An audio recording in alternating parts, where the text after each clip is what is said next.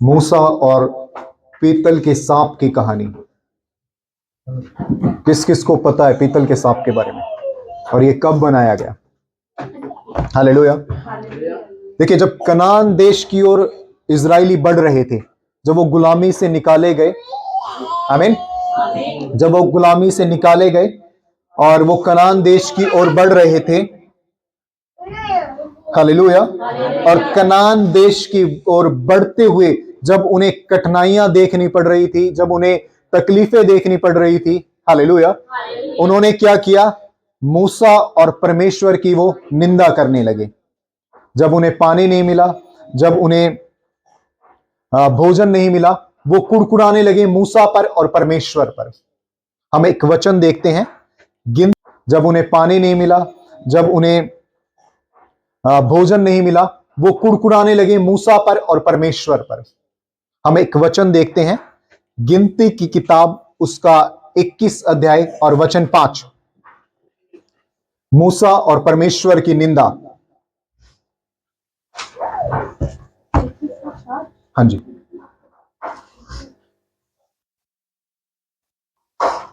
इसलिए वे परमेश्वर के विरुद्ध बात करने लगे और मूसा से कहा, तुम लोग हमको मिस्र से जंगल में मरने के लिए क्यों ले आए हो? यहाँ न तो रोटी है और न पानी, और हमारे प्राण इस निकम्मी रोटी से दुखित है। आमीन। क्या हुआ? देखिए, इजरायली जो थे वो गुलाम थे मिस्र के, और मूसा उस गुलामी से निकाल कर ले आया। आमीन। लेकिन और रास्ते में जब चलते चलते वो कनान की ओर बढ़ रहे थे, क्या करने लगे? परमेश्वर की और मूसा की निंदा करने लगे। उन्होंने क्या कहा कि इसलिए वे परमेश्वर के विरुद्ध बातें करने लगे। ध्यान से सुने, वो परमेश्वर के खिलाफ क्या करने लगे? परमेश्वर के खिलाफ बातें करने लगे और कहने लगे कि तू मिस्र के जंगल में से हमें क्या यहां पर मरने के लिए लेकर आए हो?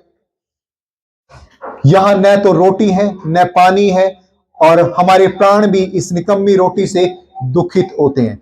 देखिए, परमेश्वर इज़राइल को लेकर आया और वो इतने अद्भुत रीति से उन्हें लेकर आया, वो लोग भूल चुके थे। समुद्र में से जब रास्ता दिया गया, हालेलुया, समुद्र के दो भाग जिस परमेश्वर ने किए, क्या वो परमेश्वर उन्हें रोटी नहीं दे सकता था? हालेलुया। क्या वो परमेश्वर उन्हें पानी नहीं दे सकता था? आमीन। उनका विश्वास क्या हो गया? बहुत कमजोर था। इजराइलियों का जो विश्वास था वो बहुत कमजोर था, हमारी तरह कि हम थोड़ा सा परेशानी में होते हैं, थोड़ा सा मुसीबत में होते हैं, थोड़ा सा दुखी होते हैं, हम परमेश्वर के खिलाफ खड़े होते हैं। आमीन। हम भूल जाते हैं कि परमेश्वर ने हमारे जीवन में कितना कार्य किया है। आमीन। सभी ध्यान से सुने, हम भूल जाते हैं कि परमेश्वर ने कितना कार्य हमारे जीवन में किया है और कहां से परमेश्वर हमें लेकर आया था। आमीन। इजरायलियों ने भी यही किया। वो गुलामी से निकाले गए, प्रभु ने उन्हें समुद्र के बीच में से रास्ता दिया, मन्ना बरसाया, हालेलुया, बटेरे बरसाए, हालेलुया। लेकिन जब वो आधे मार्ग में पहुंचते हैं तो परमेश्वर की निंदा उनके मन में आती है। वो परमेश्वर की और मूसा की निंदा करने लगे कि इससे अच्छा हम गुलामी में सही थे, कम से कम यहां पर भूख से और प्यास से तो नहीं मरते। आमीन। हमारा जीवन भी ऐसा ही है कि थोड़ा सा हमारे जीवन में दुख आता है और परेशानी आती है तो हम परमेश्वर की निंदा करने लगते हैं। आमीन। थोड़ा सा दुख और परेशानी हमारे जीवन में आती है तो हमारी जुबान पर परमेश्वर की निंदा आती है, हमारी जुबान पर पास्टर की निंदा आ जाती है। हम खुद हम अपने आप को नहीं देखते कि हम लोग क्या कर रहे हैं और हम कितना परमेश्वर में मजबूत है। हमारी जुबान पर निंदा आ जाती है पादरी की, हमारे जुबान पर निंदा आ जाती है परमेश्वर की, हालेलुया। लेकिन हम खुद अपने आप को नहीं जांचते कि हम कितना परमेश्वर में मजबूत हैं। तो इजराइली जो गुलामी से लेकर आए गए थे, वो भूल चुके थे कि वो परमेश्वर है जिन्होंने समुद्र में से रास्ता दिया, और वो आधे रास्ते पर पहुंचकर मूसा पर और परमेश्वर पर क्या करने लगे? कुड़कुड़ाने लगे। परमेश्वर की निंदा उनके जीवन में आई। अब देखिए परमेश्वर क्या करते हैं, परमेश्वर का उत्तर क्या होता है उनके लिए। 6 हम पढ़े।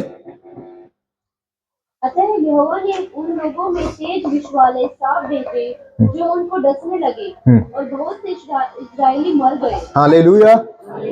क्रोध आया परमेश्वर का उन पर, और परमेश्वर का उत्तर क्या मिला? जब वो रेगिस्तान में पहुंचते तो बहुत सारे परमेश्वर क्या करते कि बहुत सारे तेज विष वाले सांप भेज दिए, और क्या होने लगा कि वो उन्हें डसने लगे और आधे इजरायली लगातार क्या होने लगे?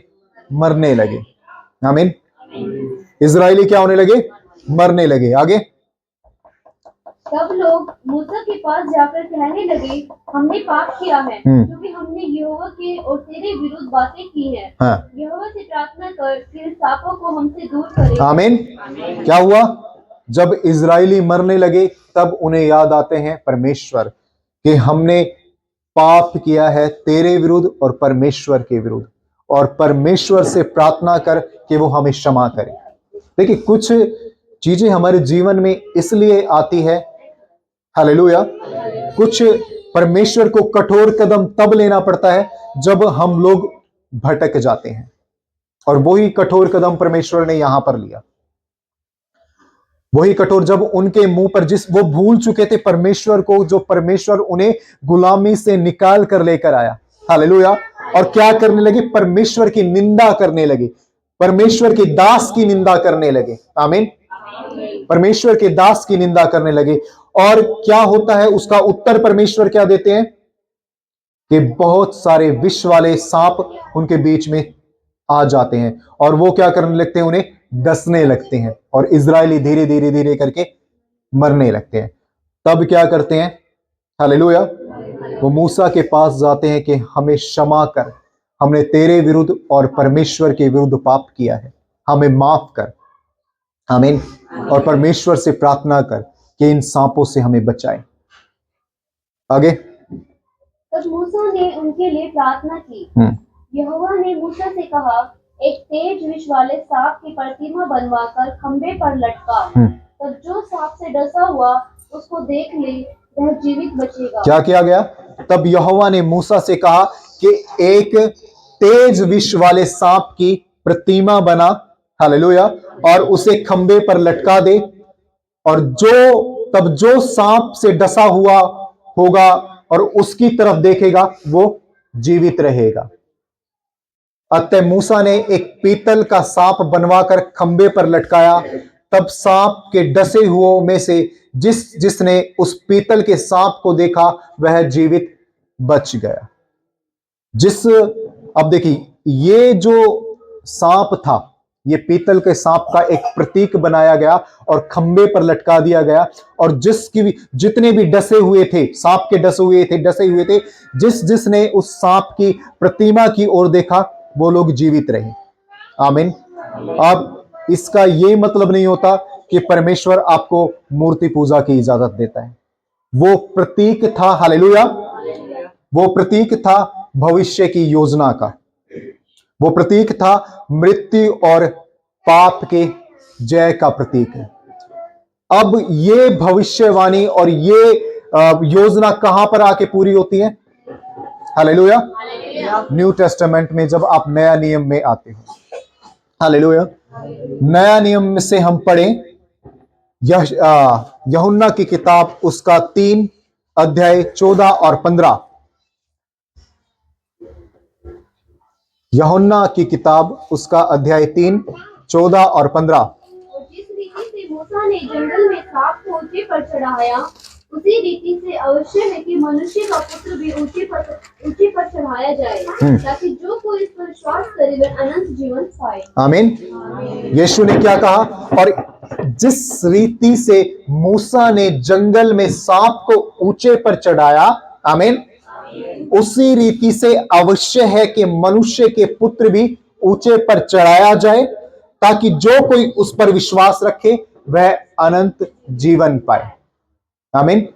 जो योजना वहां पर ओल्ड टेस्टामेंट में थी वो न्यू टेस्टामेंट में यीशु मसीह के आने के बाद और यीशु मसीह के क्रूस पर लटकाने के बाद पूरी होती है।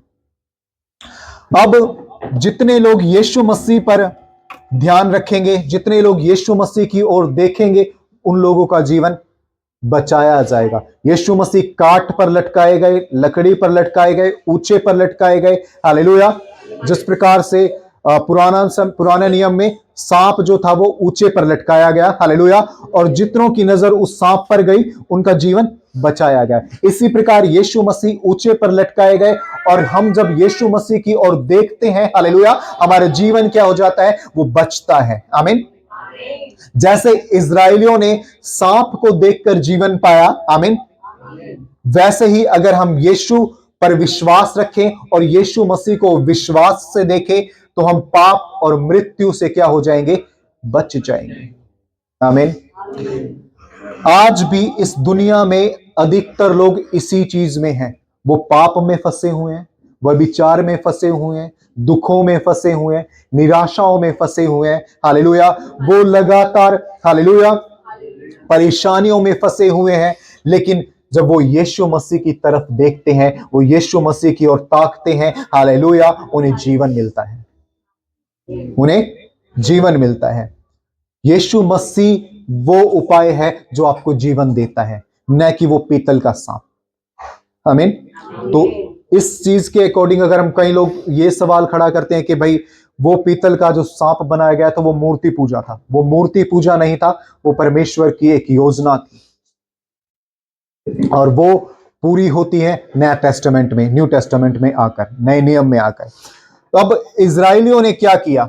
देखिए, जैसे हमारे माइंड में आया कि उस सांप की ओर देखकर इजरायली बचाए गए, है ना? तो इजरायलियों ने क्या किया?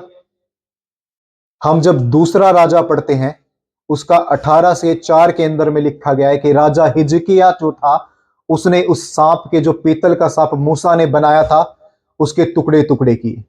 क्योंकि तब तक लोग क्या कर रहे थे? इजरायली क्या कर रहे थे? उस पीतल के सांप को ही वो मूर्ति बनाकर पूज रहे थे। उसके आगे धूप जलाना, उसके आगे दंडवत करना। राजा हिजकिय्याह क्या करता है? सबसे पहले वो पीतल का सांप तोड़ता है। तो यहां से ये चीज क्लियर होती है कि परमेश्वर मूर्ति पूजा की इजाजत नहीं देते। आमीन। हम पढ़े दूसरा राजा 18 का 4। दूसरा राजा 18। उसने ऊंचे स्थान गिरा दिए। उसने क्या किया?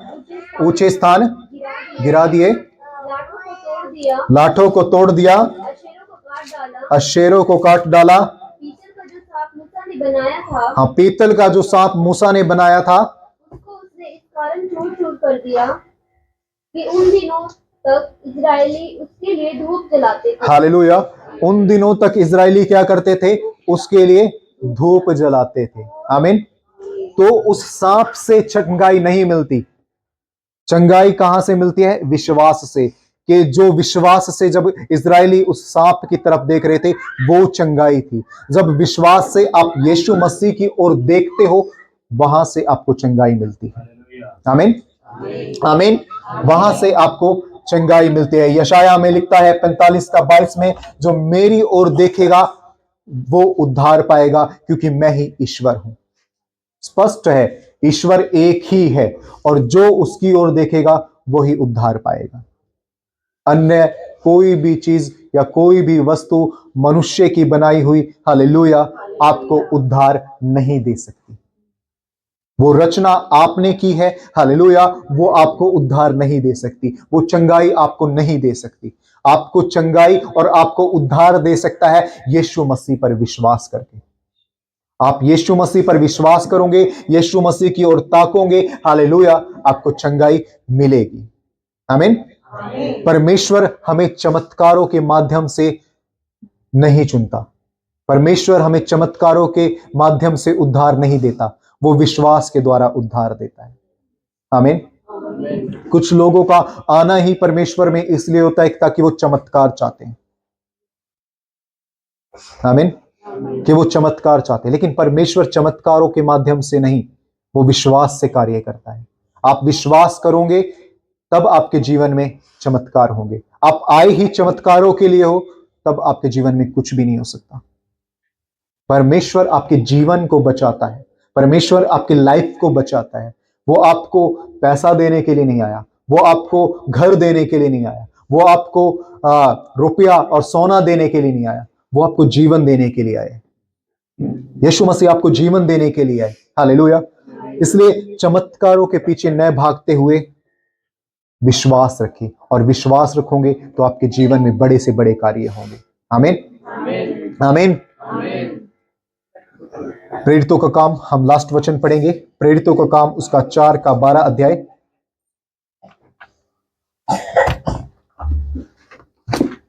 प्रेरितों का काम किसी दूसरे के द्वारा उद्धार नहीं, हाँ जी। क्योंकि स्वर्ग के नीचे मनुष्य में और कोई दूसरा नाम नहीं दिया गया। किसी के द्वारा उद्धार नहीं है। आमीन। स्पष्ट सुने, किसी के भी द्वारा उद्धार नहीं है। आगे, क्योंकि स्वर्ग के नीचे मनुष्य में और कोई दूसरा नाम नहीं दिया गया, क्योंकि स्वर्ग के नीचे मनुष्य में और दूसरा नाम नहीं दिया गया। आगे, जिसके द्वारा हम उद्धार पा सके। जिसके द्वारा हम उद्धार पा सके। स्वर्ग के नीचे इस धरती के ऊपर कोई भी दूसरा मनुष्य नहीं है जिसके द्वारा आप उद्धार पा सकते हो। उद्धार किसके द्वारा मिलेगा? यीशु मसीह के द्वारा मिलेगा। अगर हम यीशु मसीह जो काट पर लटका है, हालेलुया, जो ऊंचे पर है, हम उसकी ओर देखेंगे, हमारा जीवन बचाया जाएगा। हम विश्वास करेंगे तो हमारा जीवन बचाया जाएगा। हालेलुया। सांप एक प्रतीक था, हालेलुया, सांप एक योजना थी परमेश्वर की, वो कोई भी मूर्ति पूजा नहीं थी, हालेलुया। लेकिन इजरायलियों ने उसे क्या किया? मूर्ति बनाकर उसे पूजने लगे। आमीन। राजा हिजकिया के शासन में क्या होता है कि सबसे पहले वो सांप के टुकड़े करता है जब इजरायली उसके सामने धूप जलाने लगे। हालेलुया। तो इंसान का रचना, मनुष्य की रचना सिर्फ वो रचना ही है, हालेलुया, वो खुदा नहीं है। खुदा एक ही है, परमेश्वर एक ही है, यीशु मसीह एक ही है जिसके द्वारा हमें उद्धार मिल सकता है। आमीन। प्रभु आपको इस वचन के द्वारा आशीष दे।